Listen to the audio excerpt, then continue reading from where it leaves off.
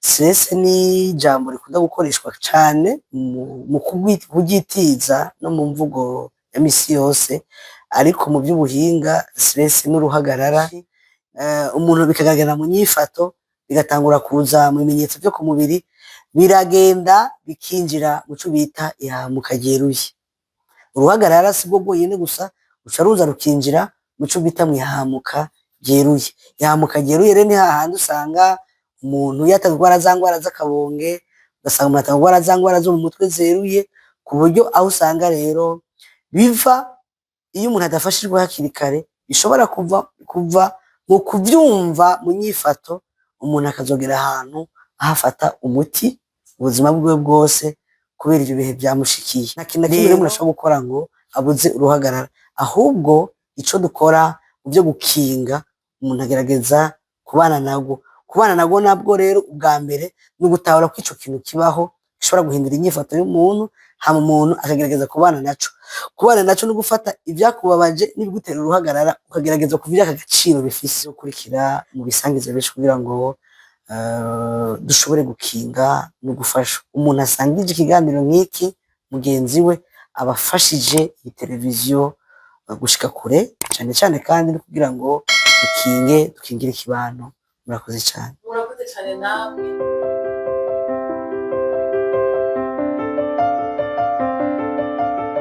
Ziba Atia Vibes TV, iteka ryawe, iteka ryanje, iteka ryacu, ukwemera kuvyara ubuzima. Turamukije mwese aho muherereye, tubipfuriza kuroranirwa mu vyo murimwo vyose. No munsi twateteka no kuronka umutumire mutamumenyereye ngaho, ariko muraza kumumenya mu kanya gatoya.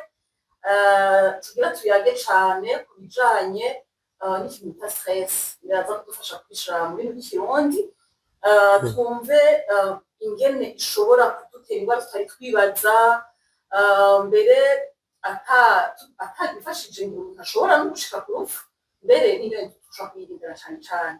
None rero nyakubahwa mutumire wacu, ngenda kuri Atanaze, umuhinga mu vy'inyifato, karibu cane kuri Atia. Tugusaba kugira ko umwitondo neza biramvuye abakunzi bacu bakwadukurikirana.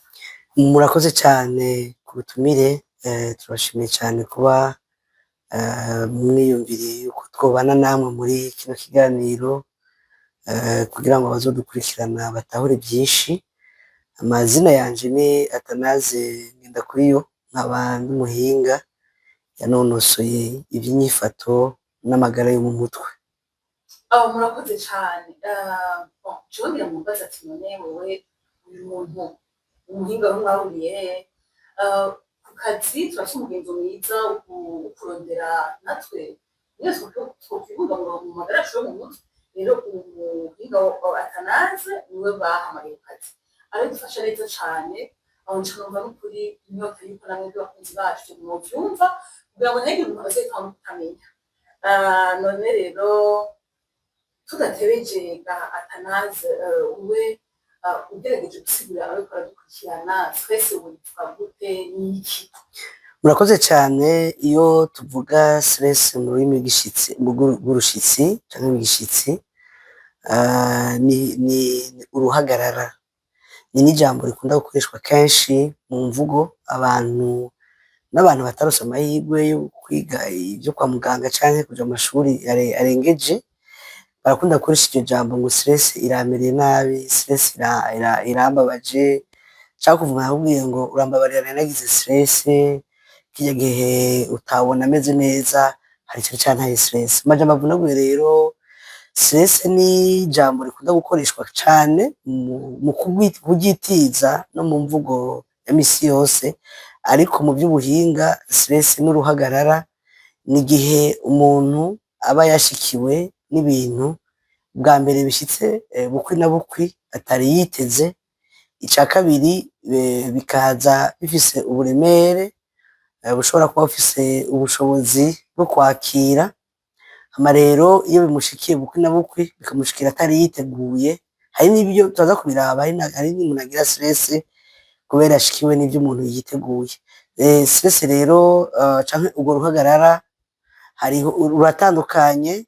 Hari uruhagarara rw'umushuhira, uvuga ko iyo ni ya stress, ikintu kigushikira kikaza kamara umwanya mutoya, nk'ubu kuba wari kurihuta kuja nko ku kazi, hama bisi igateba, birashikagira uruhagarara kubera uba ufise umwanya wagomba gushikirako, kuba wagira uje kwa muganga, ukabura ingene wiyunguruza, ni uruhagarara rw'umushuhira ruza umwanya mutoya. Iyo uronse ca kintu wari ubuze, rwa ruhagarara ruraheza rugahagarara. Ariko hari n'urundi ruhagarara rwamaho, ico bita stress chronique. Urwo ruhagarara rero rwo nirwo ari rubi, kuko nirwo ruheza rukazananamwo izo ngwara. Nk'ibintu bikunda gushikira abantu bakunda guhura n'amahohoterwa, canke ugasanga n'umuntu afise ikibazo c'uburwayi, umuntu afise ico yarifuza ntakironke, mugabo ugasanga ni ca kintu camaho mu buzima bwiwe bwa misi yose. Urwo ruhagarara rero iyo turuvuga gutyo, ntibirangiriza kurwumva mu mubiri, ariko rurafise isano n'ikiba kiriko kiraba biza mu nyifato, umuntu akavyumva mu nyifato, ariko no mu mubiri biriko biraba. Ivyo vy'uruhagarara kenshi haba hariho inkabuzo yo mu mubiri, tuzaba turongeye tuvuga mu kirundi mbwa yitwa adrenaline, ururimi rw'igishitsi. Iyo nkabuzo rero niyo ica iheza ikisuka mu maraso, kandi igaca yisuka ku rugero rwo hejuru. Yamara kwisuka mu maraso rero ni hahandi uzobona umuntu atangura kubira intuguta atagiye, umutima ugasimba, agatangura guhema n'impwemu nyinshi. Aho rero haba hariko haraba mu buryo bw'umubiri butagaragarira n'amaso.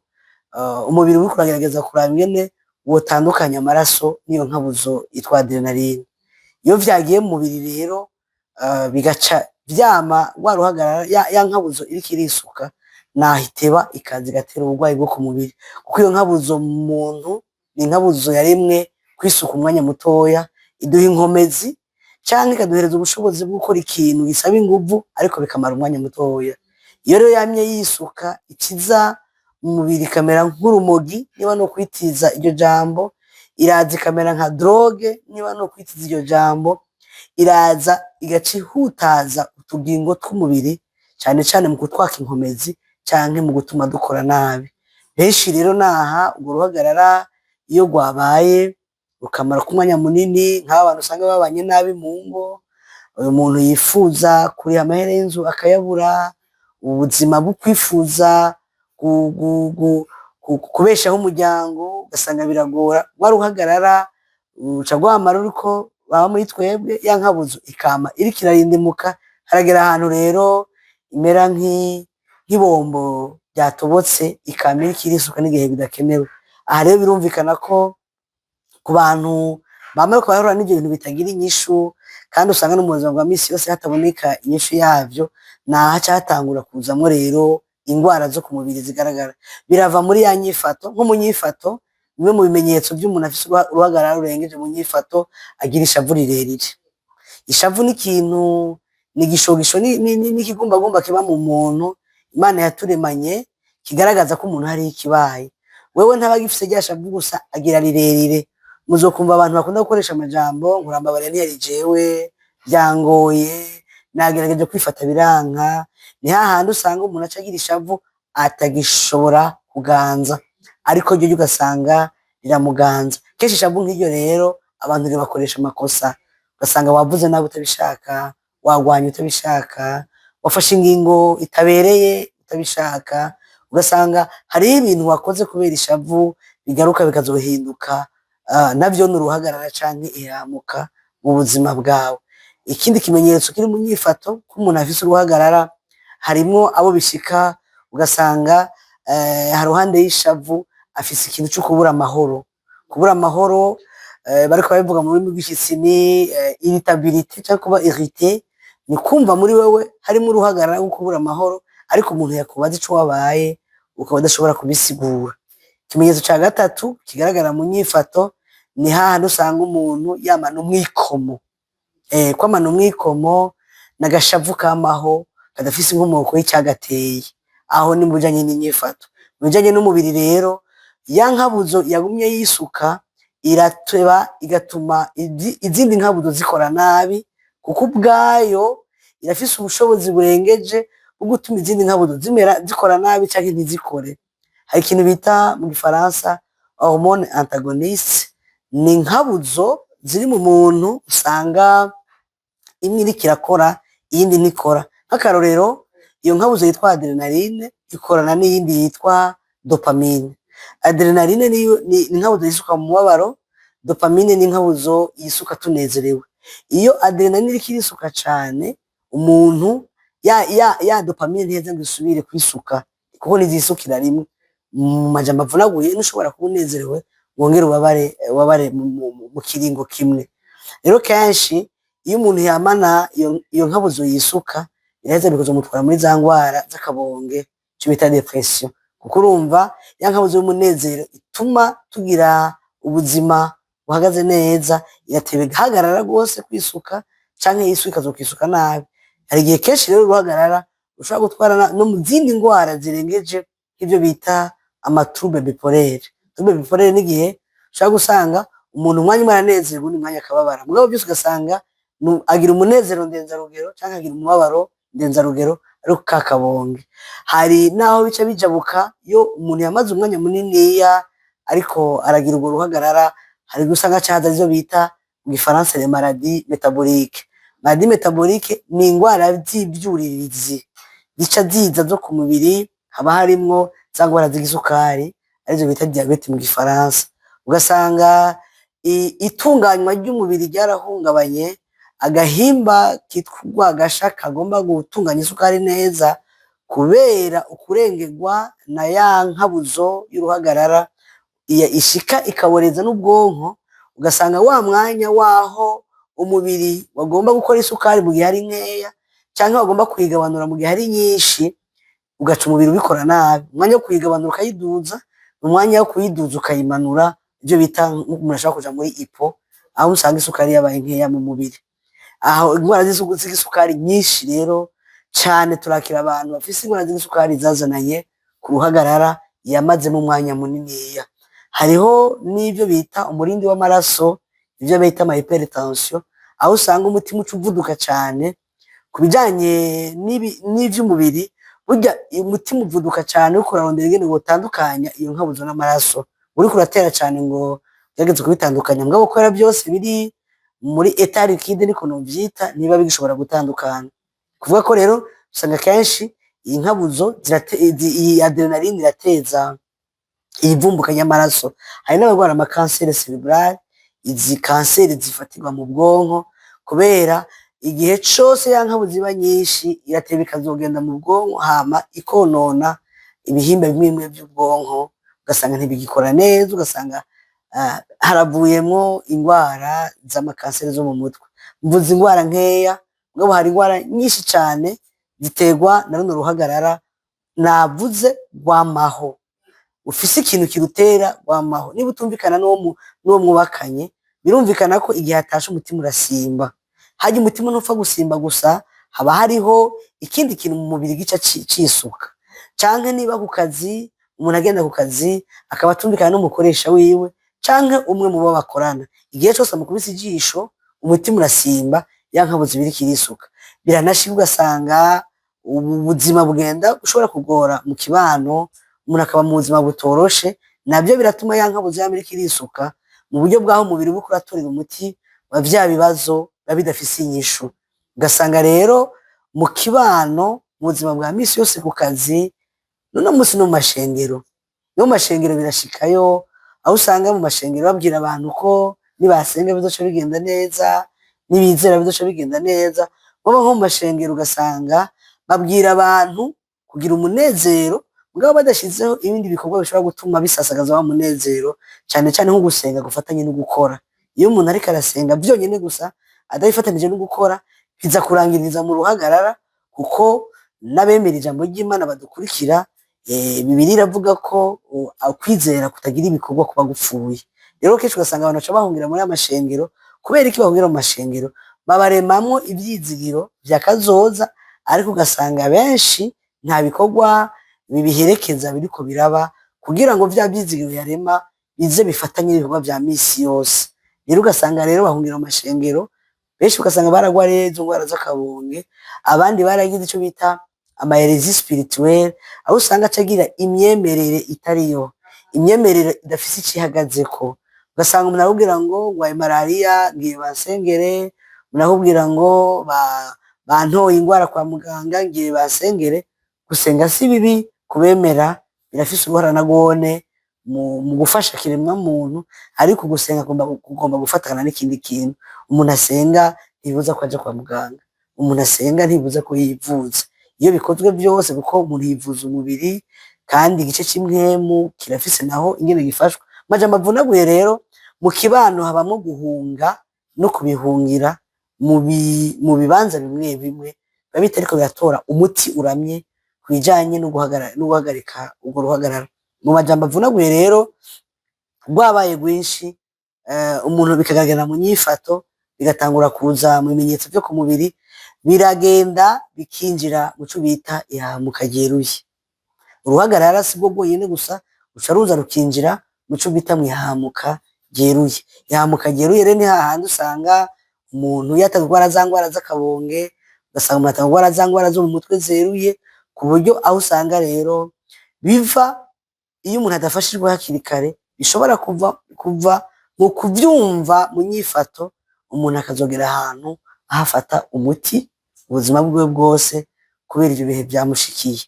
Rero kenshi turashobora kugira uruhagarara ku kazi, nabivuze, aho usanga ushobora kuba ufite akazi wirirwa wicaye, ugasanga nturonka umwanya wo guhaguruka ngo ugendagende, icyo bita stress izanira kuri sedentarisme, kwa muri mu kibanza kimwe, cyangwa ugasanga umuntu ari ku kazi abanye nabi n'abandi, canke bamubaniye nabi.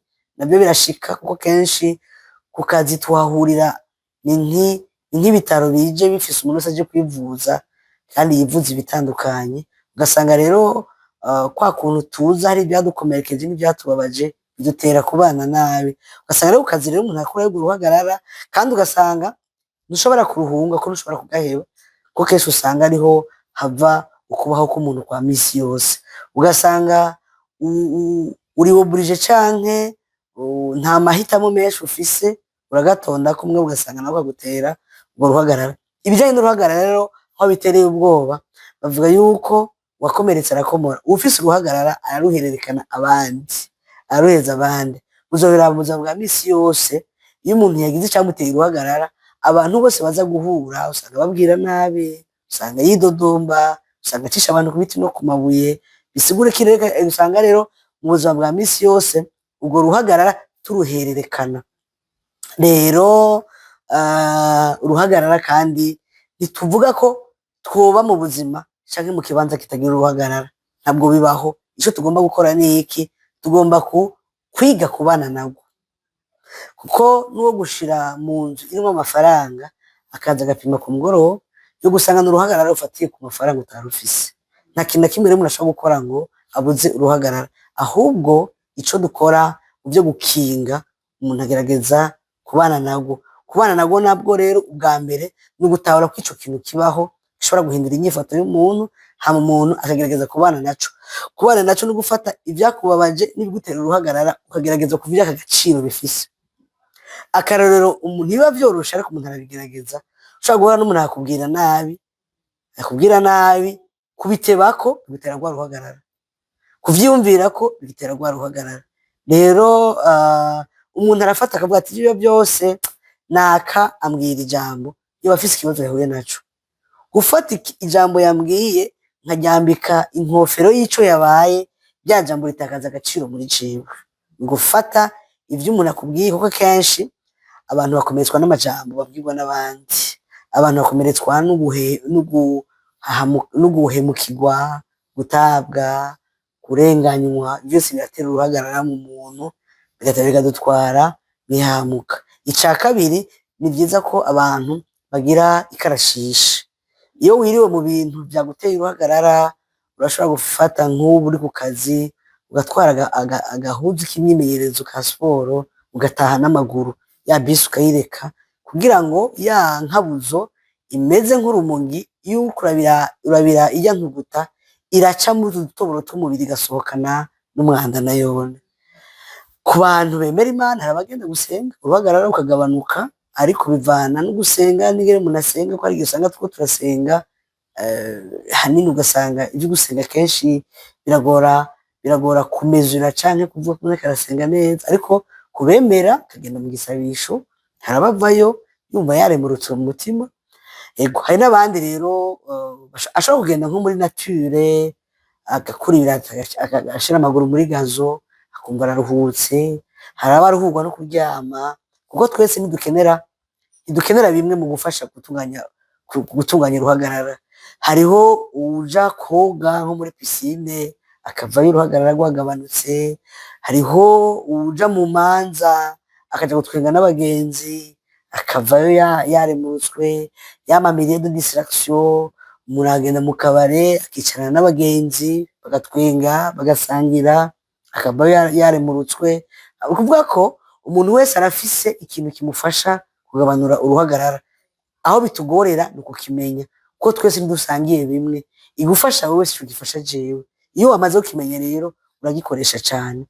Benshi rero amakosa baca bakora ari baca barondera ingene batorera umuti uruhagarara mu gukora ibikorwa bimwe bimwe bizohava bibatwara mu cyo bita dependance. Nk'akarorero hari nk'uvuga ngo kugira ngo numve ko nosinzira reka nje gufata agacupa si kabi, mugabo hari igihe usanga vyaramutwaye gufata agacupa karengeje, ugasanga ntacigerera, ugasanga ageze n'ahantu atakanyoye nta peti agira, ugasanga ageze n'ahantu ntakinywa anywera inyota mugabo anywera ibibazo. Aho haragera ahantu rero ugasanga vyamutwaye muri dependance canke kutanywa, anywera inyota mugabo anywera ibibazo. Umuntu anywera inyota arumva ko ahejeje, umuntu anywera ibibazo naho usanga ari ba bantu ashobora gufata ku gacupa ntiyigerere, ugasanga rero na za nzoga zirengeje yanyoye zamuteye izindi ngaruka mbi zo ku mubiri. Hari n'abandi baca bahungira muri ivyumba by'amasengesho akavuga ngo reka ngende Imana imvuge ko, muri aya mashengero bavugishwa, ugasanga yagenwe Imana imuvuge ko, ariko yamara kumuvuga ko ugasanga aragiye bamubwiye n'ibitari byo, baramubeshe akagenda akavyubakako, ukadusanga ejo agira ico bita perte des attentes, ni ugutakaza ico wari witeze ntaba ari co ubona, ugasanga navyo bimuteye ikindi gikomere. Aca bahungira muri amashengesho. Hari n'abandi bahungira mu vyarumenyi, umuntu agaca araryamye ya stress yisusa ari nyinshi, birumvikana yuko ijanye n'itiro birahungabana, ico bita horloge biologique iraba perturbe. Agiye kuryama hari abandi yo kwisuka inkabo zo kumuryamika, hakisuka yo kumuvyura, usanga yagize ico bita perturbation ya horloge biologique. Birumvikana rero iyo uwo muzingi w'itiro wahungabanye, umuntu ntashike muri rya tiro ituma asinzira akamera nk'uwapfuye, iyo avyutse avyuka arushe, kuko urumva bwa buzima buhabwa no kuva uko umuntu avuye mu itiro ntabuba bwabaye. Usanga rero umuntu kenshi aciye avyuka arusha. Benshi mu Kirundi twakuze tumva ngo bamurimishije, ngo bamuroze, ngo barakinda, ariko birasigurwa bijanye n'ubuhinga. Kenshi umuntu ataryamye neza agomba kuvyuka arusha, birumvikana. Baca bongera muri ivyo vyarumenyi rero, abo barumenyi nabo rero babihindura urucuruzwa. Ugiye ayo mafaranga yawe barayashaka, ntazigera kubwira kutagwaye, kandi kugira ngo uzokwame urajayo kenshi agomba kurondera umuntu w'umubanyi wawe, umuntu muzinanye, umuntu akuba hafi, kugira ngo akuganirize akubwire ati naka ni wakuroga. Birumvikana rero ko akubwiye kurogwa n'umubanyi uzokwame w'imisi yose, ko umubanyi murahura kenshi, canke akarondera ibindi bintu akubwira bituma n'ubundi agutera urundi ruhagarara gusumba rumwe wajana. Benshi ugasanga bahungira muri ivyo rero. Ni ukuvuga ko rero ibijanye n'uruhagarara hariho abizi ivy'inyifato bashobora kukugira inama bivanye n'ivyo uriko uracamwo, bivanye n'ibikugoye, bivanye n'ibiriko biratera urwo ruhagarara. Ni vyiza ko abantu bitura abizi ivy'inyifato bakabafasha, kandi ibijanye n'uru ruhagarara iyo wituye kare baragufasha kubitunganya, ugasanga ntushitse kuri rwa rugero kuja gufata umuti. Kuko kenshi umaze gushaka kugura gufata umuti biragorana, kenshi usanga wa muti usanga kuwufata haca bawufata ubuzima bwabo bwose. Ni vyiza rero ko abantu bitura abaganga bize ivy'inyifato bakabagira inama. Uwagize uruhagarara rurerure bakamufasha kuremuruka. Mu Kirundi bakoresha ijambo ngo ni ugutonyoroka. Iyo umuntu yaravye ujanye n'ivy'inyifato amufasha gutonyoroka. Gutonyoroka ni ijambo rivuye mu kintu catosekaye.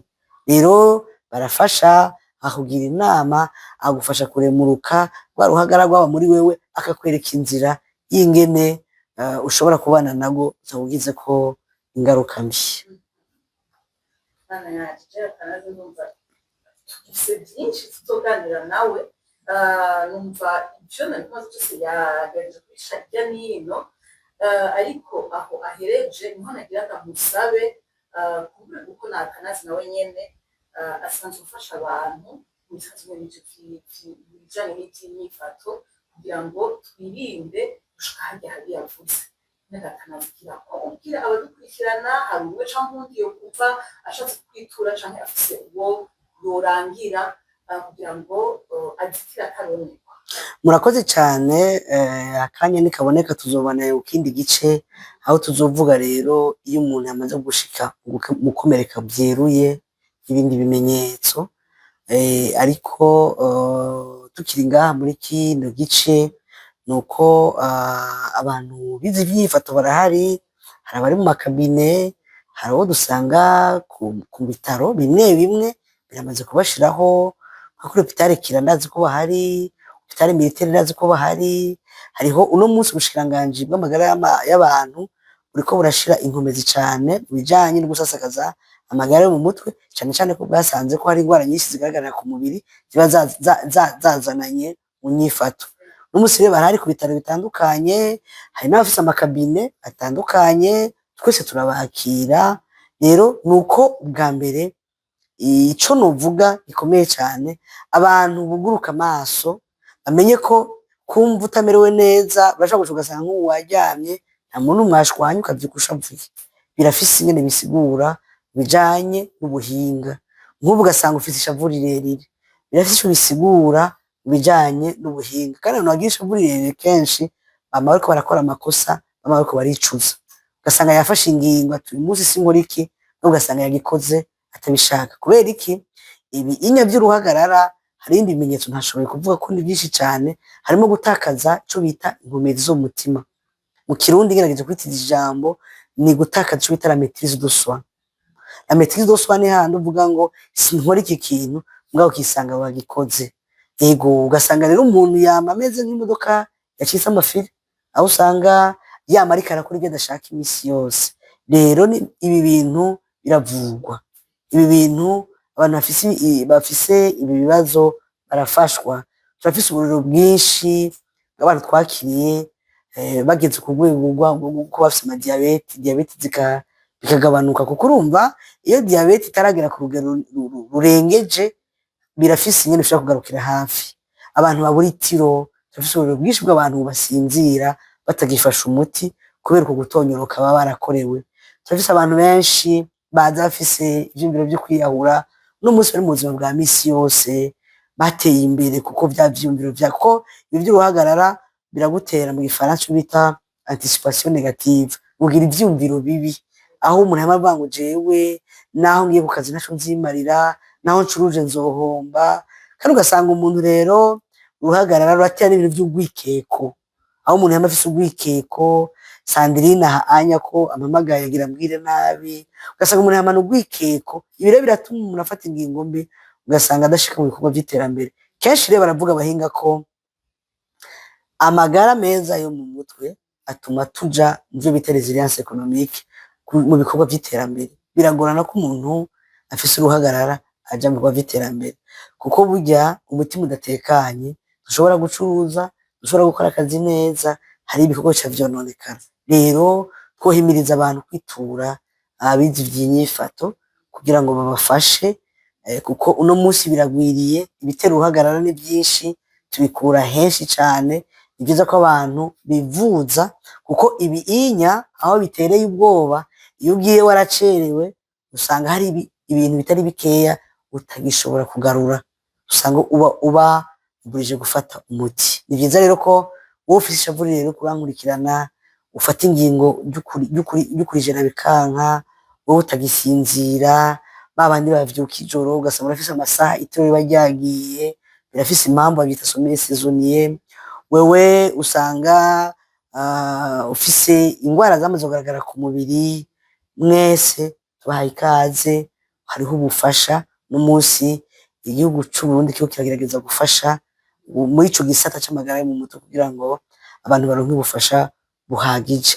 Biranoroshe cane uno musi rero no ku mbuga ngurukana bumenyi nk'izi kuri iyi televiziyo iri online, urabona ko nayo uno musi ishobora gucaho akanya nikaboneka tuzovuga vyinshi ku bijanye n'ibi vy'inyifato, turashobora kubisangaho hama umuntu akiga akagira ico bimufashije. Atanazi cyane mbere ncangira kuba basaba abakozi kubakurikirana murumva ko atanazi azogaruka nk'igihe yamaze kubitwemera mushake kubisabone kugira ngo n'ibindi biganiro hanyuma muze mubibone canke wowe ubona umugenzi wawe usanga ivyo bimufashe ashobora kuba ubwo ruhagarara rwe kuramuhungabanya abimenye kugira ngo yimenye amenye n'ingene arondera ubufasha. Rero akaje avec des autres vidéos kandi n'abandi bagenzi banyu kumbure badashobora kubona ngaha kuri izi mbuga uzobibereke kugira ngo sitire tutarondemo. Nuko rero atanazi udukude tuteguye cane kigoro wagize kuko atanazi akanyene kubera je umuntu agorana afise akazi kenshi cane ariko yigoye arumva ko mu mwanya wiwe yoduakaja natwe akanya kiwe gatoyi kugira ngo n'abandi ibinye bibafashe kuvema stress ihungabana yavuze uruhagarara yavuze kuri ruzohitana benshi ruzohitana ko kwivuze ibyo byose yavuze nivyo tubamwo tuyumvije kuvyafota mugabo twumvise ingene twogerageza kuza turitaho turifasha hama uwo tutakunze akegera abari mu nzu bageza kumufasha kandi udukude tuvugiye cane. Ego ndabashimiye cane nanje nkaba nteye akamo abakurikirana iyi televiziyo ko bisangiza abandi kuko ibi vy'inyifato ntibiramenyekana cane n'ingene bitugwaza ntibiramenyekana cane. Umuntu wese ariko aradukurikirana kubisangiza abantu barenga 2-3 nawe udufashije gukinga kugira ngo abantu bashobore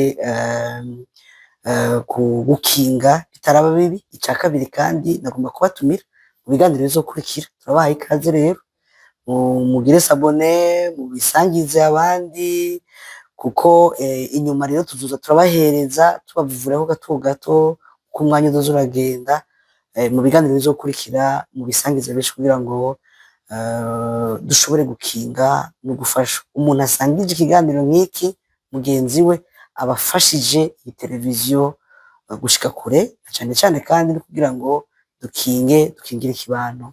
Murakoze cyane. Murakoze cyane namwe bakunze kuba dukina twabakengukiye cyane jewe makamehani Sandrine Hakizimana mu kuri Action mugire aho muba mwubahwe ibiteka.